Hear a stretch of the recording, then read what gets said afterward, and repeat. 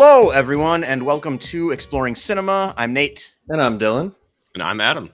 Today, we are going back to the 80s, and we're talking about the Akira Kurosawa epic samurai movie, Ran, which Yes. a little different from the movies we've done so far. And we should start this one off by saying Dylan and I had seen this before a few years ago. Adam had not. So we were really excited. We all watched this one together. Adam, would you like to tell the people what Ran is about? Would love to. If my page loads. All right, Ran from 1985. In medieval Japan, an elderly warlord retires, handing over his empire to his three sons. However, he vastly underestimates how the newfound power will corrupt them and cause them to turn on each other and him. All right. Sorry, I can't read apparently. That's pretty fun. Exciting sounding. Lots of action. Familiar sounding. Battles. Yeah. Familiar sounding. Why would that be, Nate? That's because it is based on Shakespeare's King Lear. Not the first time Kurosawa did a Shakespeare adaptation. In the 50s, he made Throne of Blood based off Macbeth. Not a one-to-one adaptation of King Lear. He changed it from daughters to sons, and there's a character in this who she's got strong Lady Macbeth vibes. We can comfortably say that, I think. Before we get any further, though, this is a fun one because part of the reason we rewatched this is I just got a brand new 4K TV and I got a 4K Blu-ray player. And one of the first things I purchased after that when I learned it existed was this awesome 4K steelbook of Ran, which has this cool cover. And then underneath, this is for I love all that color. And the back. If you've seen this movie, you'll recognize these images for sure. And if you haven't seen this movie, I don't know how you can look at this steelbook and not want to watch this movie. Yeah, I hope it entices you to just go, you know what? That's cool. I bet you the movie's cool. I should watch this cool movie. Absolutely. So, Ran from 1985, directed by Akira Kurosawa, as we mentioned. This was his 28th movie. Jesus. And one of the last he ever directed. He was kind of like half blind by the time this came out. He had kind of reached a point in his career. This was in 85. So kind of starting in 65, he basically just released one movie every 5 years from 65 through 90, pretty much. Whereas before that, it was like in the 40s. Sometimes it was like 2 movies a year, 50s and 60s. Like he had that insane run with like Rashomon and Ikiru and Seven Samurai and Hidden Fortress and that samurai duology that became kind of inspired the remakes of the Fistful of Dollars, and a few dollars more. It inspired those 2 movies. So highly influential. And he was kind of weirdly at a point where he was having trouble getting funding, was able to put this together, and it's just a huge effort. $11 million budget, which surprised me at not being higher. Yeah, it definitely feels like it should be higher. Yeah, that's what I got from Wikipedia, so I'm not entirely sure, just because that felt low. Yeah. And then $19 million box office, which I guess I can kind of see. He didn't really do much as far as promoting the movie goes. They submitted it at Cannes, and he didn't go. So Japan did not submit it to the Oscars for Best Foreign Language feature. So it kind of missed out on that whole almost like free marketing part. Oh, come on. So kind of a strange buildup for this movie, but it has since earned a ton of accolades. 95% Rotten Tomatoes, 8.2 on IMDb. Their number 139 movie of all time on their top 250 between There Will Be Blood and Casino. Ooh. Okay. Average score of 4.5 on Letterboxd, which is their number 18 movie of all time between The Good, the Bad, and the Ugly and A Brighter Summer Day. It recently came in at number 185 on the 2022 Sight and Sound poll. Okay. Number 11 on IndieWire's top 100 movies of the 1980s, and number 31 on Nate's top 150 movies. Nice. That's the one we were all waiting for. That was a good sneak. Yeah, I thought I'd just slide that right in there. Yep. Hell yeah. Yeah, and it did win 1 Oscar for Best Costume Design.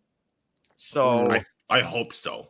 I mean, yeah, kind of a movie that didn't seem like it was fully appreciated when it was made, but has basically since then, like everybody who's actually seen it seems to agree that it is, as the kids would say, fucking awesome.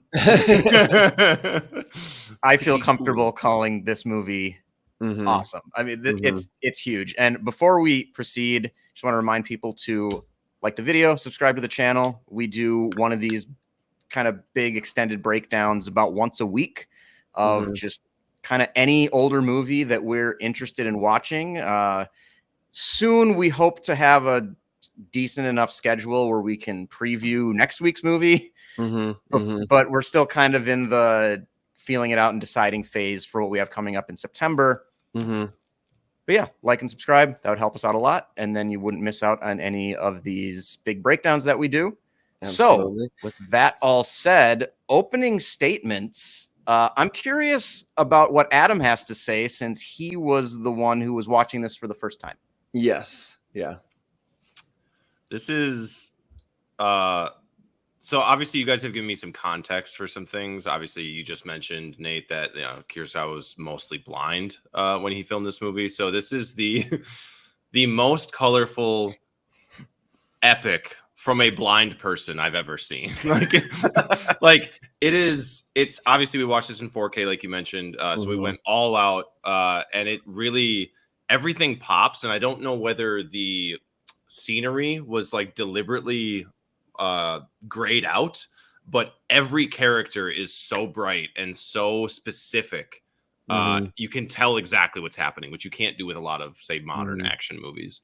Not that this is action, but exclusively. There's but not. Yeah. I just say the most colorful war epic you'll see. Yeah, I like that point a lot. Dylan and you and I talked about this too, where like just beyond the color, the way they use it, where every so the kingdom gets split into 3 factions. One for each of his sons. One for each of his sons, and they each have their own color that they've adopted. Yellow for the oldest, red for the middle son, and blue for the youngest. And the way they use that, like all the soldiers even have like little flags kind of sticking out the back of their armor. Yep, and the horses and everything. With those colors, so when you're watching it, you never run into that spot that you do in some medieval stuff or just kind of any movie with a battle. A huge where you battle. think like I don't even know necessarily who's fighting who right now, and I also don't know how like the soldiers know who's on their own side sometimes. Where this, it's very clear and it's cool visually, it's helpful, it also just kind of makes sense. Like it all just fits together so well, and it's the only movie like this that I've ever seen that actually does that, and it just kind of makes me wonder why we haven't seen more of it. Yeah, it reminds me kind of like playing with like toys, like toy soldiers. You'd have like a red, a yellow, and a blue, and and then when you lay them all out on the table or on the floor or whatever, it's very clear where the forces are and who like the factions are clear. And with how much contrast and bright colors there are in this, Kurosawa kind of achieves the same thing. Like very, very clear big battles, which is not easy to pull off. My opening statements is 3 words in all caps with a few they're each their own paragraph, and one is epic. And then further down the road, colorful. And then further down the road, tragedy. It's those 3 words, all caps. That's my whole opening statement. It just really, it pulls off this like perfect little spot that it has for itself of classic movie, kind of really good like interpersonal Shakespearean tragedy stuff mixed with really grandiose big battles, and just the way that every single shot looks is so crazy, including some of the most iconic and best put together shots in film history in our humble opinion. And we can get to those later, but yeah, that'd be my opening statements, opening words, really. Yeah, mine is just they don't make them like they used to. And I mean, this is just all practical stuff. I mean, Adam's got some tidbits later for us, just kind of on some of the detail that went into this movie and like the time and effort put in to making everything look and feel as authentic as possible. And I just recently got a 4K TV and a 4K Blu-ray player, and the movies that I've been interested in kind of acquiring or watching in 4K, like none of them are like CGI heavy modern movies. They're all kind of older, movies like this or like some even like black and white ones, but just stuff with like practical effects that I feel like I can touch. Yeah. And it just made me feel even closer to it. And we've talked a lot about this, about just we've gone so far down the road now with CGI where it was really cool right away. Mm-hmm. And it's just become so dependent on it.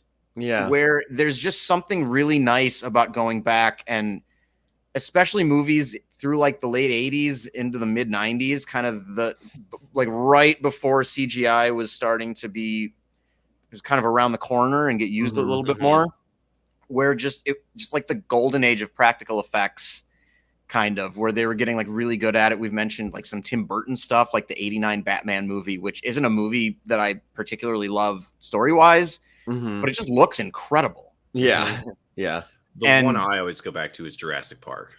That too. Jurassic Park used all of those are models, and you know, people are like that. That movie does not look like it aged. It's incredible. Yeah, we just watched the old 90s Ninja Turtle movies, even, or like Dylan, you and I watched Brazil, or we did Brazil like about a year ago. And just the practical nature of it and the care that's put into just every article of clothing and every piece of the set and the on location stuff that they filmed, it makes the movie feel absolutely timeless. And when you add that to how epic the story is and how you're adapting like a classic Shakespeare tragedy, it all just comes together so well for this, again, grand epic that feels like it could have come from any time. For sure. Agreed. So I think that leads nicely into defining moments. I guess we can just keep it going around the horn here and back to Adam. Yeah, my first defining moment is, I think, very clearly the giving away or the releasing of power to his sons, and saying, you know, we're sitting down, we're at this this nice open field, and saying, here's what's going to happen. I'm stepping back because like it's time. There comes a time in my life or in anybody's life when it's relinquish and give it to your sons or give it to your offspring and let them do what they're going to do.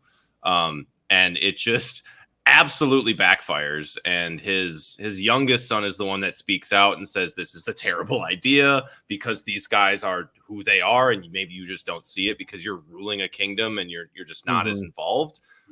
This is not going to go the way you think it's going to go. And he just straight up banishes that son for talking back and speaking out of turn and disrespecting him, basically. And that's the impetus for the rest of the movie. But I think that is like one of the most pivotal scenes you can get. What do you guys think? Yeah, no, I think that would be one of mine for sure, because it's up on this hill, beautiful backdrop. It's broad daylight. Everything seems very pleasant. Everything seems like, you know, the kingdom is in good hands, and this is a man who has conquered life. And here's the great moment when he tells his sons, you know, you're all going to share it. And I'm going to come around and visit all of you. And like, we did it. And it's like supposed to be this great music or this great moment. And the youngest brother calls it out immediately for what it is. And it just devolves from there. And it becomes this kind of really awkward, huge family fight, which also just talking about plot wise really kicks off everything in the whole movie. And they get so much mileage out of that one scene.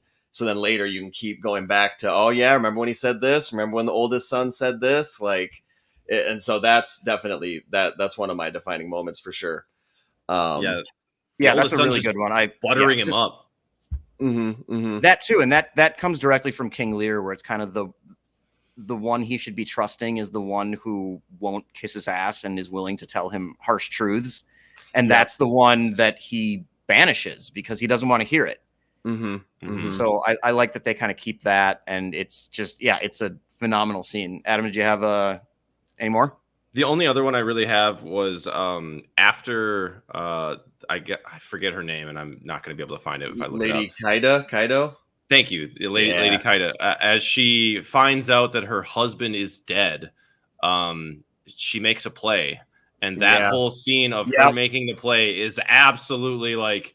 Well, you could tell something was up, but you didn't really quite know. And then she asserts her dominance and says, like, listen, you're not running the fucking show. I'm running the show. Yeah. And I'm going to show you why. And that whole bit it injects another, like, more tension into what's going on and why the second brother has kind of more riding on him winning or maintaining power, and really like it's as he grasps tighter onto the power, the more it slips through his fingers and the more it gets away from him. And I think that is so indicative of the rest of the movie. Yeah, I mean, Cersei would have been proud of that moment. Absolutely. Her name was brought up when we were watching the movie. Yeah, that was a power play. Even Amazing Amy from Gone Girl would have been proud of that moment. I mean, she starts the scene. She starts the scene with seemingly no leverage and ends the scene basically like, I am calling the shots. I am the queen of this nation, whether you know it yet or not. Yeah.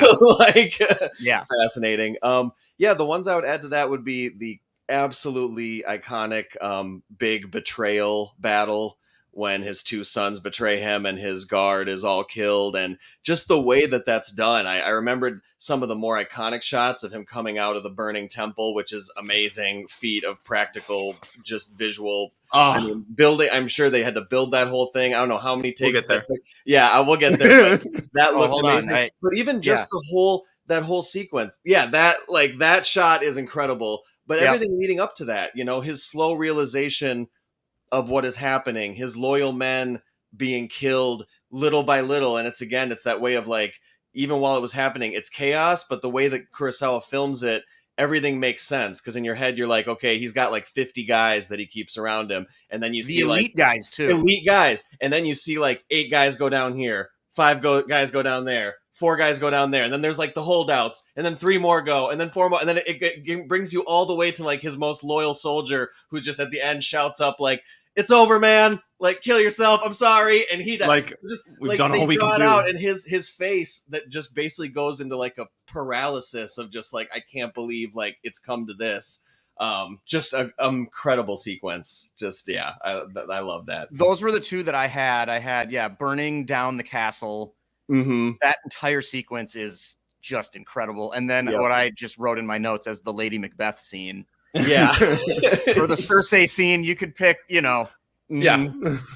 other characters that we're familiar with that this character is kind of evoking or inspiring maybe in some cases. Mm-hmm. And then also just kind of any shot with like hills or a battle going on. Like Dylan, this was one that you and I thought was just oh my gosh, stunning when they see kind of the army making moves on top of the hill or the mountain there, and they're just watching, and we just looked at each other and said, how did he do that?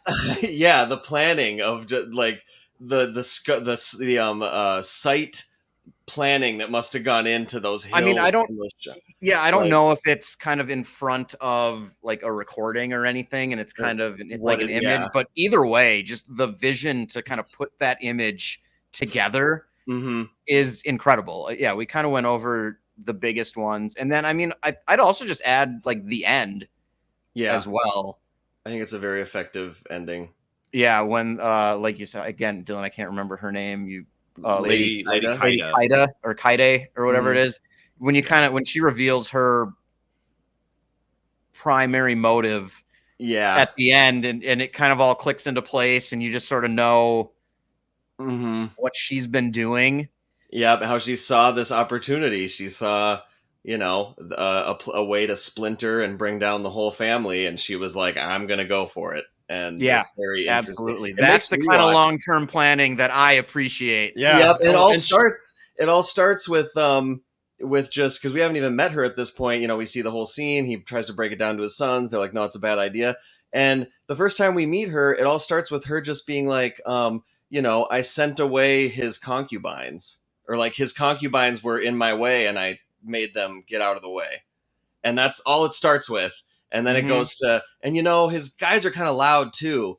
And then, does he really respect you? Does he really respect you a lot? Like, and it just builds and builds and builds. Like, it just so well done. That is just such a, she's a great character. She definitely controls the men through, I mean, obviously getting rid of the concubines through sex to a certain degree. And just like, I know I can play you pretty easily. It's not that hard to like, you guys are dumber than you think you are. And like, I'm holding all the cards and you just have no idea that I am who I am. And I am like behind the scenes pulling the strings. And then with any good medieval story, you get the just loyal, badass general dude. And this, samurai in this specific instance, who just sees through everything, knows exactly what she's doing. He's just a good guy who has to follow orders from stupid leaders. Like that, every good war movie needs one of those. Do you not see this idiot? This woman is just tricking you. Yep. Yeah, for sure. I like that point too.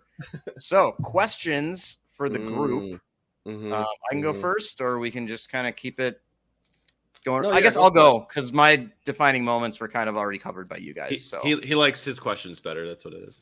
That's exactly what it is. Yeah. No, what do you got? Shut up and listen. So my first question was just, which brother do you guys identify with the most? Ooh, identify with. Like want to identify with, or do you no, think just who truly... do you feel like? If you were kind of in the story or something, who do you feel like would most represent?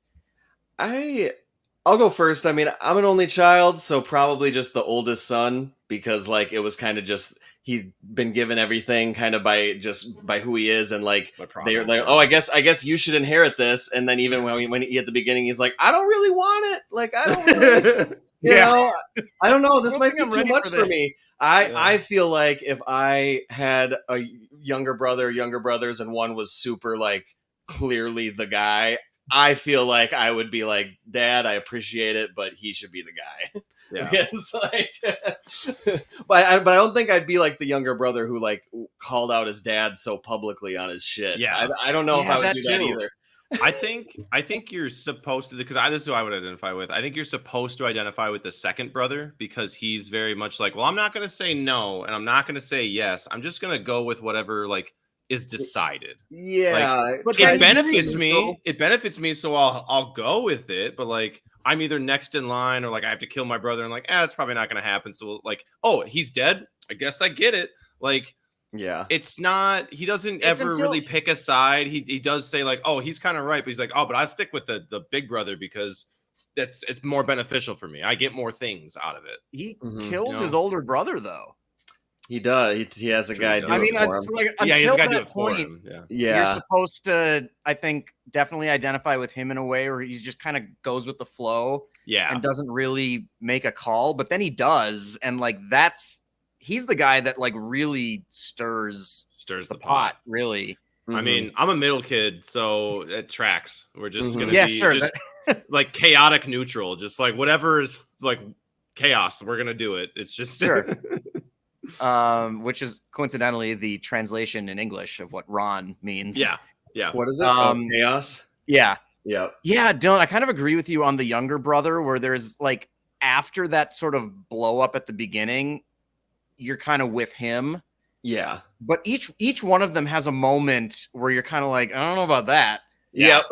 You know, like there's no clear cut, this sibling was in the right, this guy was in the wrong, or there's no area where you as a viewer, I think, are just 100% behind what they're like. I think the youngest brother is kind of that's who we all would like to think that we are. Exactly. You know? But I agree. It's just like the public calling out of your king father. Yeah, feels like something that I don't think I'd be capable of going there. Yeah, can you imagine looking at your dad with your brothers in the room and be like, "Are you fucking stupid?" And like, everybody being like, "Excuse me," and be like, the ceremonial. Yeah, like at like the three of them could just be like, "Never mind." Yeah. So then the other, I wanted to bring this up at some point, and I guess I'm kind of going to do it here. The dad looks ghostlier as the movie goes on. Ghoulish, maybe. Ghoulish is also a good way of putting it.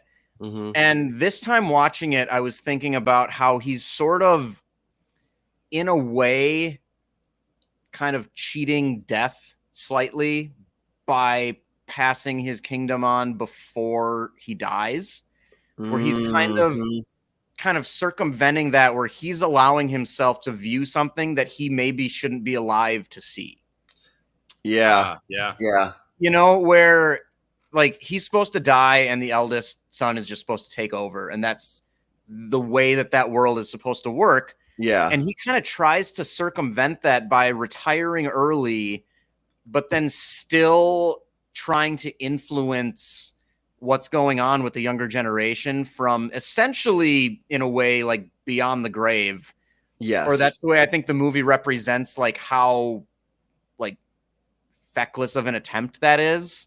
And how they're like, it's just hubris, really. There's nothing that he could do. So I meant to form this like kind of in the pose of a question, but I guess like, do you feel like that's what that was intended to do, where he's kind of cheating death slightly or attempting to do that? Or if not, like, what is your interpretation of why he just looks more and more dead as the movie goes along? Interesting. I can definitely see it that way. One of my questions was going to kind of be just like, would he have been better off just keeping power until he died to save him from seeing all this? So that ties. I think that's absolutely yes. And I think that is kind of part of the point is he's defying the natural order. And so he starts to look more and more and more like he's got a foot in the grave, like as his plan falls apart. I think that definitely could be part of it. I'm reminded of the most recent Game of Thrones. What was the newest one? House of the Dragon. House of the Dragon. It's similar to what the king there is doing. He's trying to just have everyone just get along. He's kind of naively trying to create this situation so that him and the people he loves can just have this happy life, and everyone around him is like, this guy is so naive. This is totally gonna. And in that, it kind of seeing the cracks start to form, but then he does pass away, so he doesn't have to see where it's going to go from there. But I definitely saw a lot of parallels there. Like, he's trying to have both. He's trying to have his cake and eat it too. He's trying to create a kingdom and leave a legacy, and also get to live in that legacy in that kingdom, and experience the fruits of that labor. And yes. I can finally rest, and just completely unable to. Yeah, and also just kind of not recognizing that the next generation is going to do what it's going to do. You can't really, there's only a certain degree of control you have over that, even if you've essentially handed them like the peak. Yeah. They're going to act their own way regardless of whether they start at the bottom or the top. Yeah.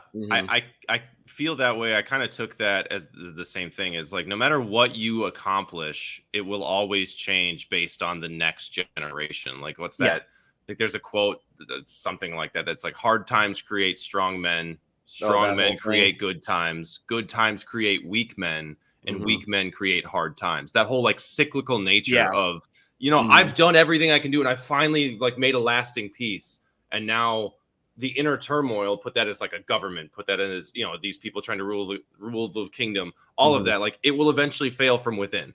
Like, it is always going to be the factions within a system that break it down and ruin it for what you thought your version of peace or version of success was. So yeah, Nate, I agree with that 100%. And that's why he looks more dead as the movie goes on, because the time that he created is over. It is dead. It is gone. And he is a relic of that time. Yeah. Yeah. No. Fantastic. Yeah. I couldn't really think of any other questions other than just, this was King Lear and then retold in feudal Japan. What's the other interesting setting that you could think of to tell the King Lear story? Obviously, there's like mafia stuff, family stuff, but I was thinking like a big successful family farm right when the Dust Bowl is about to hit. And like they just did it with Succession. That's what came to mind too. Succession is basically the same thing. Which if we had all watched that, I'm sure there'd be plenty of parallels. I did not. Yeah, I haven't seen all of it. I saw a Letterboxd review that was like, "Wait, this is just Succession. Wait, is Succession King Lear?" Yes. Yes, it is. My question to you guys would have been, what other way would you have split up the kingdom, or what other way would you have gone about releasing your power, or relinquishing your power? Like, would you have given it to just one son? I think the only solution was to kill the two oldest kids. Yeah, I feel like hindsight is you wait until you die, and then you pass it to the third son, and somehow you find a way to just make it so the other kids are okay with it, or like Nate said, they got to be exiled or something. But I'm sorry, I feel like when he offered it, when he made the big announcement, and then his oldest son immediately comes in front of him and is like, "You should pick someone else." Come come on. Yeah, he didn't even like give it 48 hours and tell him in private. Immediately responded, "Not me, dude. I at don't the want ceremony." Yeah. Like, no, thank you very much. Mhm. You guys haven't seen this. Kind of goes back to Dylan, your last question. You guys haven't seen The Lion in Winter, which is No, a I have play not. based on Henry II Mm. when he's deciding who's going to succeed him as king, and it takes place over Christmas at their like family castle. And I mean, historically, he's the father of more well-known historical figures, Richard the Lionheart and Prince John, Mhm. from both of like the Crusades and Robin Hood lore. Mm-hmm. And then there's a third son in the movie who I think, or in the movie and in the play, who I think had already died by that point in real life. So that just got me thinking of that as well, because that's a fascinating movie where it's like the entire movie is just like him trying to decide between the three of them and like constant scheming. Yeah. And backstabbing and stuff. So there's another one. Like if you like Ron, I mean, there's none of the battle sequences, but it from that perspective is very similar as well. Mm-hmm. I mean, my answer to this question would have been, I think there's a story, I want to say it's in the Bible, but don't quote me, that a king gives his sons like equal amounts of like money to go figure out like, how are you going to spend it? What are your values? How are you going to use this to show me that you deserve the kingdom? And there's, 3 different versions of, I went out and bought this thing and you'll like it, so I get it, or whatever. And that type of thing. Like, go do a test of honor, a test of strength, a test of whatever it happens to be, instead of just being like, you know what, you are the oldest, you should get it. So that's what I would have done, but I don't know what you would have picked. Send them off on a quest. Yeah. Like Green Knight, you got to earn that honor, baby. I was just going to say. You got to earn it. Sir Gawain. Mm-hmm. All right. Yeah. Good questions, I think. Yeah. On to observations and musings. And I guess the only one that I had that we haven't discussed already is I just find it so funny that the only person for most of the story that just continues to follow the king and never abandon him is literally the fool. Yeah. Mm-hmm. Yep. I just thought that was very well done. Yeah, the character is a little bit grating when you first meet it. And you're like, oh my god. But then as it gets on, it just becomes more and more interesting that he's sticking around to the point where it's just him and the king like wandering the land. Yeah. And the king at this point is like so deteriorated he doesn't even like know where he is. Yeah. And the fool is just like, dang it, like what am I doing here? Like how did this happen? How come I won't leave? Yeah. He looks like if Doc Brown turned into like a heroin addict. Yeah. Yeah. Pretty much. And then he had some like 80s breakdancer following him around. Yeah, because his costume, we talked about how like actually 80s that looks. Yeah. That one specifically sticks out. Like one of the first costumes that the fool looks like an Adidas tracksuit. Yeah, the fool's costume, like black and white stripes, and it's like that would have popped up in like a 80s rap video, like for sure. Like yeah, and maybe it did. I haven't seen all the 80s rap videos. Yeah, maybe it did. We're coming up on Halloween. That'd be a great costume to have. The real throwback. Somebody would get it. One person. No, I was gonna say because you mentioned how it didn't really get the acclaim when it first came out. I mean, imagine being a cinephile, a young cinephile, and you go to Cannes in 1985 and you see this and you're like, oh my god, the world doesn't know what's coming. Just wait till they see this. And then you have to wait decades and decades and decades for it to get like any recognition. Yeah. That'd be crazy.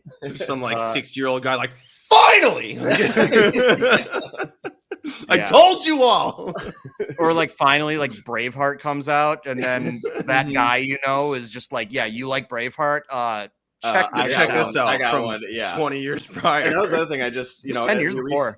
We were able to see Old Boy in theaters. I would love the chance to see this in theaters if ever given the opportunity. Oh my god! Yeah, I'm taking the day off work if it ever shows up at some random theater in the Twin Cities. Any more observations or musings, or Adam? Is it time for tidbits?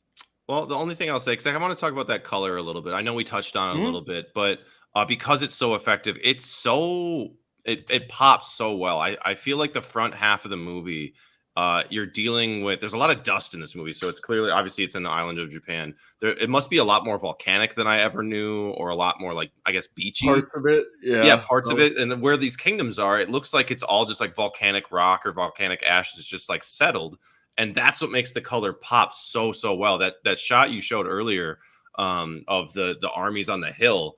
Obviously, you've got the youngest brother in blue, and that pops, and that's all on grass and stuff. But you can still tell who things are. But by this time we've already established the color schemes of everybody involved. We've already spent the entire movie looking at just like the contrast of the flags or the fire of something burning and all of these things. And it just does such a remarkable job of being like, this was shot in 85 with less than stellar technology of what we would consider. And it looks just so incredible. There's not other movies, unless you count like maybe like animation of today, that is as colorful, as eye-popping as this is. And this is all practical. So yeah. Just another kudos to the practical effects, especially at the big betrayal scene when he's just sitting there and it's like you got arrows and bullets and fire coming in all around him and he's just like not even moving. But just the way to set that all up so it looks so cool. And Nate, you made the observation, really cool little moment in history where you had swords and guns, but they were like rudimentary guns. So the battle, it was just like you had all these different, you have infantry and you have horseback and you have cannons, and then you have like your archers. You have archers. You still have archers. Yeah, so it's like it's just like this strangest battle. Makes the battles even more chaotic. Yeah, for sure. And some of those shots too of when the horses are charging and the men are getting shot off the horses, and that shot that he has. Oh yeah, where you're like ground level and you see the horses flying by, and then when guys get hit, they fall from above the screen down to the ground and the horses keep going, and he does that like 2 or 3 times. Yeah. And it's just stunning. Yeah, great. All right, Adam. What do you got? On to tidbits. So I'm speaking of the number of people and that sort of thing, there were 1,400 extras used in this movie, primarily for those giant battle scenes we talked about. 1,400 extras and 200 horses. So 1,400 suits of armor designed by Kurosawa himself were fabricated, and a number of horses were imported from the United States just so they could effectively hit the limit of what they were trying to do. It was just, man, that's the role of a lifetime for a horse. You're gonna go be in Kurosawa film. Yeah. Yeah. And the fact that he designed them himself too. I mean, at this point, he's old, he's going blind, he's done all these crazy movies, and he's still just like, nope, attention to detail. I want to design the uniforms. Like crazy. Yeah. I know what I'm doing. This one's kind of fun because I'm sure this is common for a lot of the big Best Picture nominees, but several hundred costumes were all created by hand, which took 2 full years to complete. Wow. When you look at the costuming, and that's the category that this movie won an Oscar for, like it absolutely comes through the detail, the level of clothing you have to have, the layers of clothing. There's so many for every single character, and nearly every time you see a character, they're in a different outfit. Yeah, even the fool is in several different outfits. Lady Kaida is in a different outfit every time, and they're always really extravagant. At the beginning, the king, he's got very extravagant robes. The clothes were always on point with everything. So here is Kurosawa told Sidney Lumet, who he chose to frame a shot, because if he moved, speaking of the shots in this movie, if he moved the camera an inch to the right, you would see the Sony factory. So while we believe that this is all filmed in medieval Japan, it's so genuine. If he moved that camera an inch to the right, you could see modern Japan just right there. And they're just out here filming a giant sequence of just all of that taking stuff. Full advantage of your limited space. Yeah. Yes. The left, if you move to the left, it was the Sony factory. If it was the right, it was an airport. So he's found like literally the best shot from like the right distance to see everything he was trying to portray. That's awesome. Which is wild. This is Kurosawa's only Best Director Oscar nomination. Wow. Yeah, if you believe that, like that's super wild. That is interesting.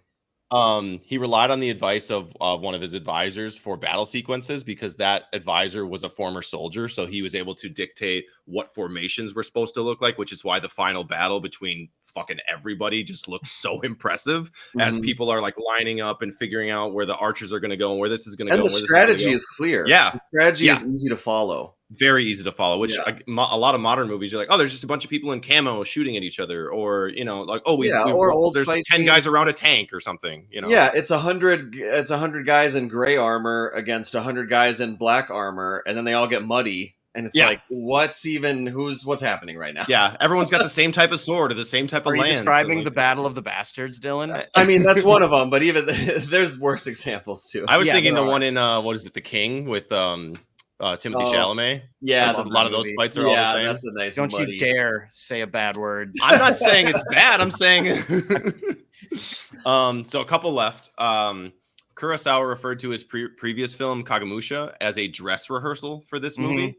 He spent 10 full years storyboarding every shot in this movie. They were all painted. Gosh. He painted it. So obviously he was going blind. He painted every shot in this movie. Where are those paintings? And basically said, "I'm going to. This is the movie, but here you go. Go make it a reality." Yeah. The resulting collection of images was published with the screenplay. So if we can find that, let's pay millions of dollars for it. Right. Kind of bummed that's not one of the special features in that criteria. I was gonna say, it didn't come in the steel book. There should be a 200 slideshow of all of his paintings in high res of all of that. All right, so two more. The castle destroyed in the middle of the movie, all that famous shot of him walking out while it's on fire, was specifically constructed on the slopes of Mount Fuji for this movie, and then specifically burned for the movie. No miniatures were used. That's all the thing they built. That's all the practical effect. That's all this whole thing. Which, I mean, the props department, the set department had to just love but also hate. Like, you got to get that scene right. Yeah, because we're not building another one. Right? Yeah, when it's on fire, we're burning the set. Yes, cameras are rolling. Well, it's like at the end of Jaws when they blew up the shark. Yeah. We only have one. Right. And then so my final tidbit, which is my favorite, is when Kurosawa has been asked what his favorite film is, he always replies with the next one. After he made this, he replied with Ron. Whoa, interesting. Okay, he said that until he died. Yeah, I think that's. I love that because I was gonna say he got exactly what he wanted. I was gonna say it sounds like Miyazaki, where it's just his whole thing is it's like it just never stops, like it's always this endless pursuit of perfection. I'm glad that when this was done, he felt like he had nailed it. That's great. Wow, I wish I'd known that going in that he thought this was his best movie. Awesome. Now it is time for the coveted McCabe Code of Excellence. Oh yeah, Adam, you got the image for us here? I do. The coveted McCabe Code of Excellence is bestowed upon one or more people. There it is in all of its glory. Or none. Or none. Or none. Yeah, we are big fans of the movie McCabe and Mrs. Miller here, and particularly we're fans of McCabe's coat. So at the end of each discussion, we award, if worthy, the McCabe Code of Excellence to somebody involved with the movie. It can be anybody. It can be an actor, a producer, although it's true that. Why? Although actually this guy... This guy, though, the French guy who produced this movie, like Kurosawa could not find funding, so I actually did kind of consider that guy. Yeah, kudos to that guy. He's the only reason that this movie exists at all. But and as Dylan said, we offer our own McCabe Code of Excellence, so up to 3, and we don't have to give them out if we don't want to. But in this case, for me, I mean, how can you not give it to Kurosawa for the vision and the execution for this masterpiece? Yeah, I think that's a unanimous McCabe Code of Excellence there. Come on up, sir. You've earned it. Yes. The posthumous McCabe Code of Excellence for Ron. The posthumous. Yeah, exactly. No, I mean, that's a clear, especially even after everything that you just told us, his commitment, how long this took. I mean, this is Akira Kurosawa's baby, and it's incredible. And so glad he got the opportunity to make this. Same. So, closing statements for me, just epic, really. And if you like historical war movies, this is an absolute must watch. Yes. Yes, I would echo those sentiments, and I would say, at least right now, for me personally, this is my favorite Kurosawa movie. He's got some other bangers, but I just think the scope, the colors, everything. I mean, it's you can tell that it's a passion project for him, and it's just really, it holds up wonderfully. Stands the test of time. The effects, the battles. So yeah, that's all I can say is just really timeless. It feels very timeless. Yeah, a timeless war epic that deserves to be seen. Yes, for sure. Yeah, for sure. All right, fun episode. It's always fun when we talk about a movie that all of us love. And kudos to Nate's new TV. Yes. Killed it. Big props for that. It held up at least through watching that movie. I've had it for like a month now. We'll see how much longer it lasts. Even the opening shot, there's just clouds, sky and clouds. It looks incredible. We're like, oh, this is gonna be good. This is gonna be sweet. All right. It is my turn to put a wrap on the show. So I think Adam, you ready to take us out? Yep. All right, go for it. All right. Man is born crying. When he's cried enough, he dies.